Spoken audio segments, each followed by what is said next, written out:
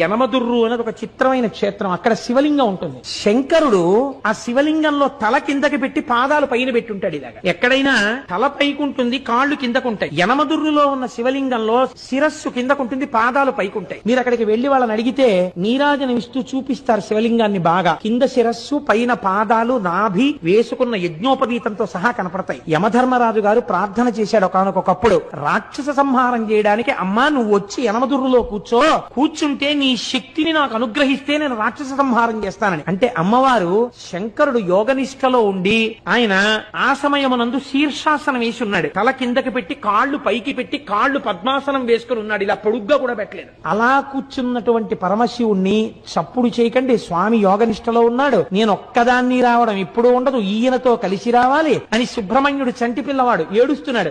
ఏడుస్తున్న సుబ్రహ్మణ్యుణ్ణి ఒళ్ళో పడుకోపెట్టుకుని స్తన్యమిస్తూ శంకరుణ్ణి ఓ చిక్కం లాంటి దాంట్లో పెట్టుకుని ఎత్తి పట్టుకొచ్చేసింది ఆవిడ. ఆవిడ శక్తి స్వరూపం. ఎత్తి పట్టుకొచ్చి దేవాలయంలో పెట్టి కూర్చుంది. తానే ఒక పుష్కరిణి సృష్టించింది. అక్కడ ఆ ఎదురుగుండా ఉన్న కోనేటిలో ఉన్న నీటితోనే అన్నం వండుతారు స్వామికి మహానైవేద్యానికి. ఆ నీళ్లతో వండకుండా మీరు ఎంత గొప్ప అగ్నిహోత్రం మీద ఎంత గొప్ప మినరల్ వాటర్ తీసుకొచ్చి వండినా సరే రాత్రి వరకు వండినా బియ్యం ఉడకవట.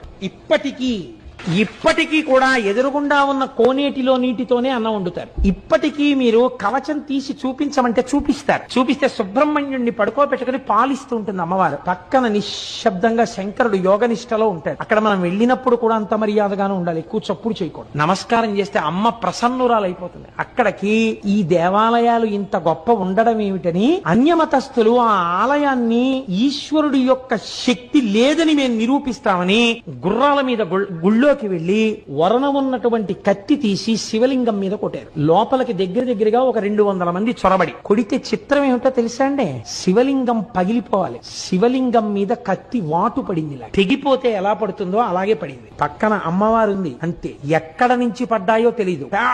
పెద్ద బండరాళ్లు పడి లోపలికి వెళ్లిన 200 మంది నజ్జైపోయారు. శివలింగం అలాగే ఉంది. మీరు ఇప్పటికీ ఆ కవచం తీసి చూపిస్తే వాళ్ళని అడిగితే చూపిస్తారు, కత్తివాటు ఉంటుంది శివలింగం మీద. అమ్మవారు ఇప్పటికీ శక్తి స్వరూపిణి అయి ఆ యనమదుర్రు గ్రామంలో లోకాన్ని కాపాడుతూ ఉంటుంది. మన ఆలయాలు, మన వైభవం, మన సంస్కృతి, మన వేదం అంత గొప్పవి. మీరు ఈ మాట భీమవరం వెళ్ళినప్పుడు తప్పకుండా పక్కనే ఒక 7-8 కిలోమీటర్లు ఉంటుందంతే. ఒక్కసారి యనమదుర్రు క్షేత్రానికి వెళ్లి చూడండి.